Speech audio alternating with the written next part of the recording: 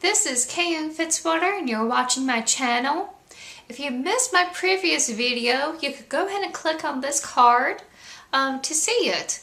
It's about receiving critical feedback and my experience with a bad critique partner and finding a lovely critique group. So go ahead and click over here and it would take you over there. I already mentioned about character actions and how it changes the story. But this one's a little bit different. It's about how to describe characters in your story and what to think about. It's about character creation and character development. I'm going to let you know how I approach it. And that way you could take these little tiny nuggets and implement it in your own unique way. I approach it depending on how long they have screen time. Of course, the main character is going to have the most screen time of them all.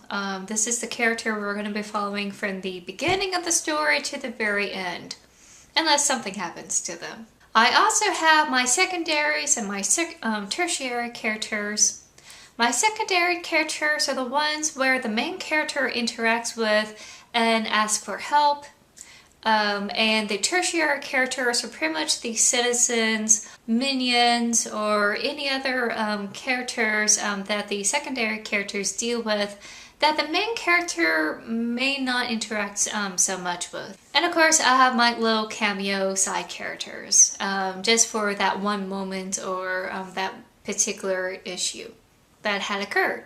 As I write, I review things very slowly. I'm very dependent on their how they express themselves through dialogue and how they express themselves in their own physical environment. I am also dependent on how they react to things as they happen because I create the story based on those reactions. And then I create the consequences of those actions. And it goes back and forth. If you want to know more about that process, I have a card here that would take you to the character over outline video. I think about their appearance, of course, because how they present themselves to others depends on how people react to them. And I don't really think of it in form of stat blocks like, okay, hair color, eye color, skin color, all these colors, how they're dressed, you know. I do think about them, but I don't think about them in the sense of bullet points, and I don't write them down as such. There's a way of handling it without using a big, huge if and dump paragraph. There's a way of doing it without a string of adjectives. And it's by looking at how unique this person is compared to the rest of the city or these group of people or this organization that they're a part of. How do they stand out to this character that is looking at them? Whether we are doing first character perception or a limited third person perception, we have to see how this character sees them and interacts with them. Seeing how they stand out is very important, and that's where appearance is going to play in your book. It's part of that introduction, and once we know how they look, you can mention it here and there throughout your story. I like J.K. Rowling's Hermione, how she describes her. This was before the movies came out, and the way she described Hermione was that she has really kinky brown hair, and she had these set of buck teeth, and she had her shoulders slump carrying from all these heavy books. And this is an appearance that really stands out to me to this day. And I love it.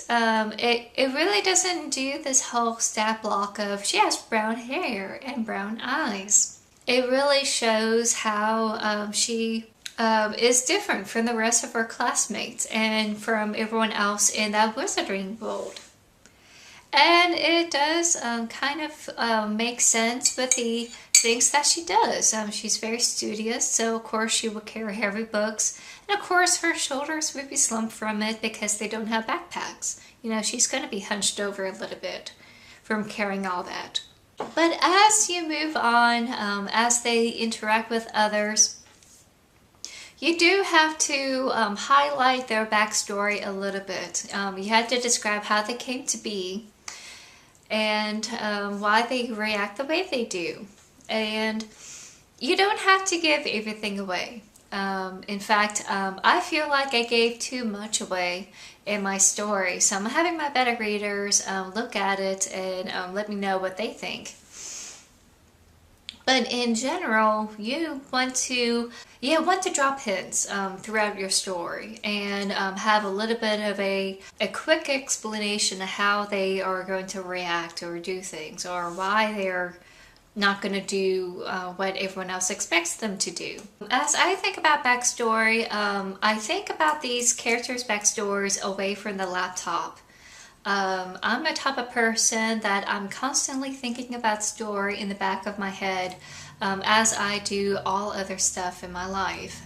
Whether it's grocery shopping, doing chores around the house, or raking up leaves, you know, whatever it is.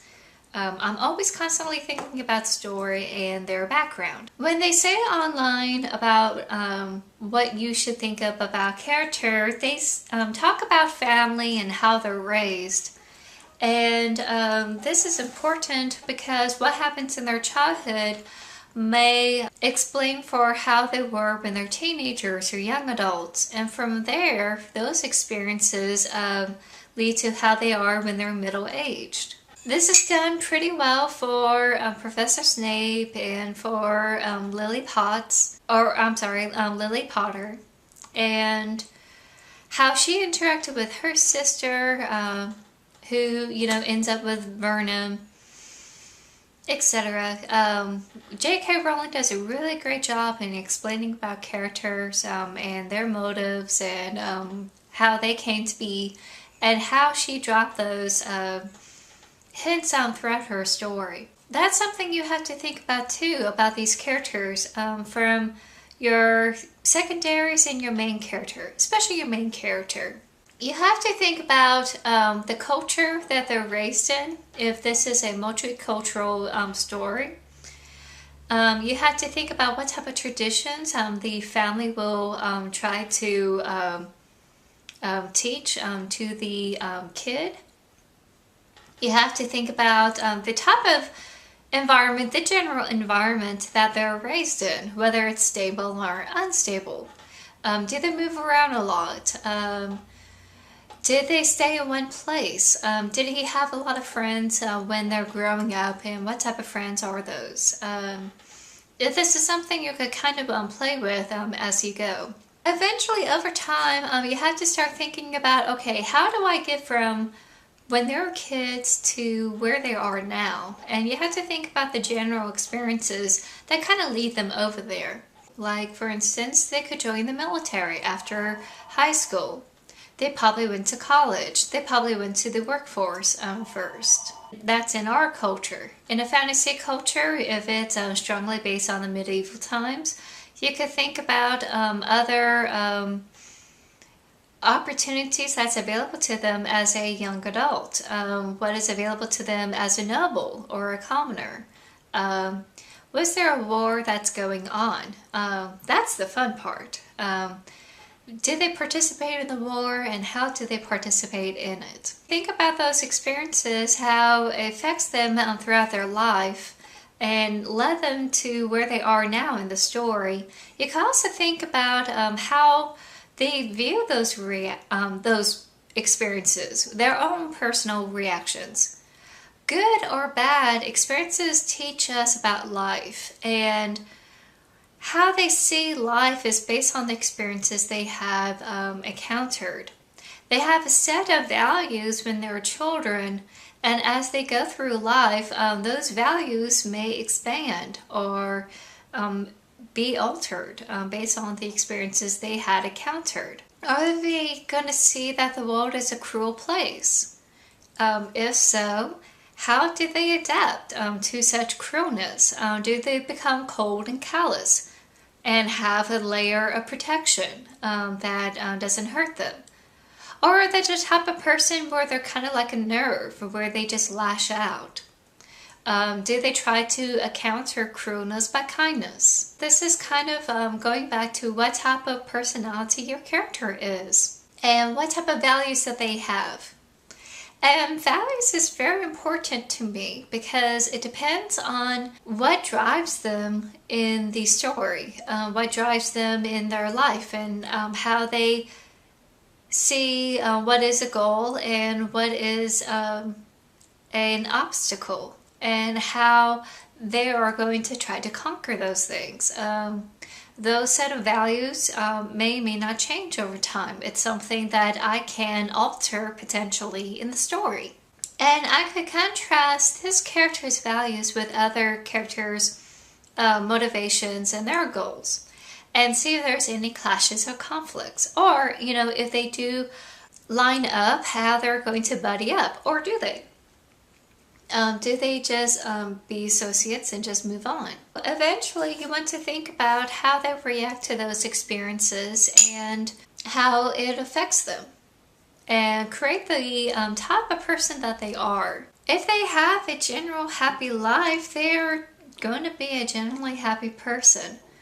If they have issues in their life, pretty much going to be their shadow, and it's something that's always going to be in the backdrop of their mind as they go through life.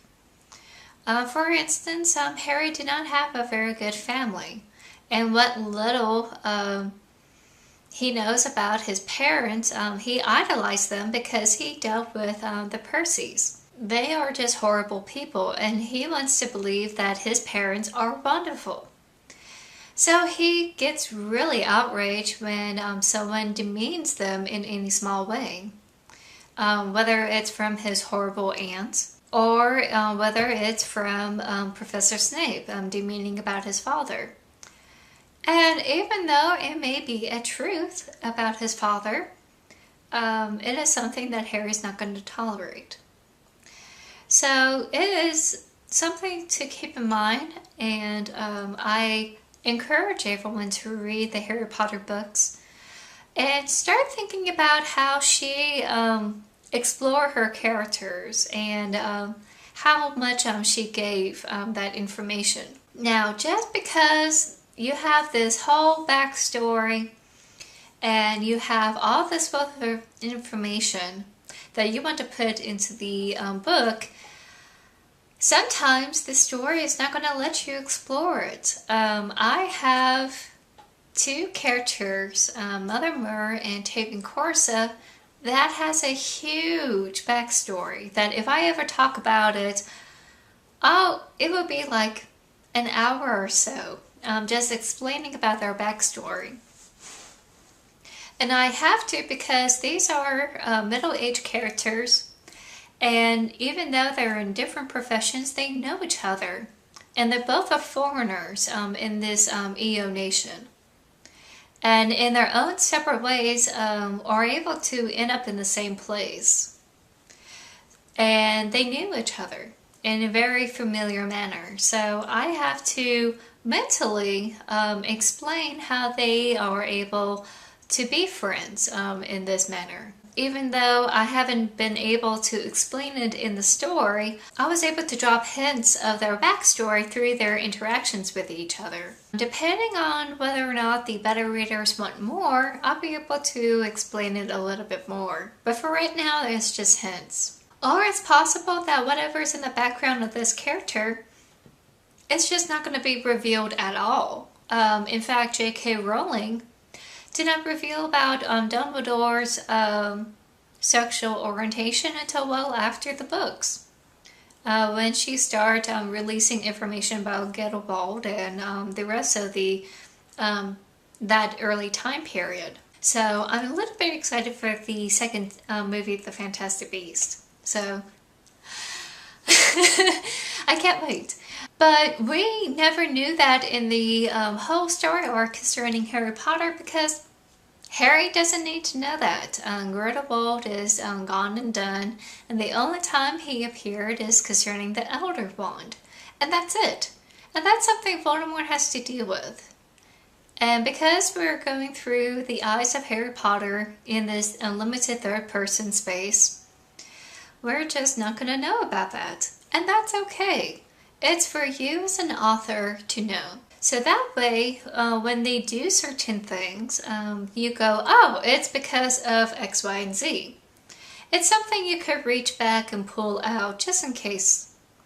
And it's going to help you express that character's behaviors and actions and how they do what they do, what makes them who they are. After you play through their backstory, after you explore their appearance and already know about their experiences in their life and already know their values and motivations, then you can start playing with their sense of taste and their likes and dislikes. This is the fun stuff that you get to play with. By now, you should be able to look at their personality types and see where they all fit. I do it just to make sure that I am lining up where I want them to be in my story, so that way in my editings I could go back and go, well, this is the type of person that gets energy from dealing with other people. Since I'm an introvert, there's a possibility that I may accidentally make them an introvert, and this way I could prevent from leeching my own personality onto these characters. Don't use those personality types as a crutch, just use it as a way of protecting them from your own personality leaks. I'm surprised that most of them are the observant types instead of the intuitive types. And I guess it's because I concentrate on how observant they are instead of whether they're dreaming and tend to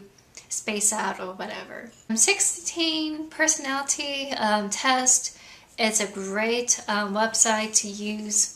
You could type yourself, you could look at their grid. There's really no paywall. You could take the test, you could have it sent to your email. And there's a little blog about like these situations. When at Rome, do you do what the Romans do? How well do you blend in a foreign country? Learning about their taste and what their preferences are is probably the fun part, but it's not necessarily going to be important in the story unless, you know, you're doing a slice of life scenario. And you probably already have this figured out as you're, you know, writing.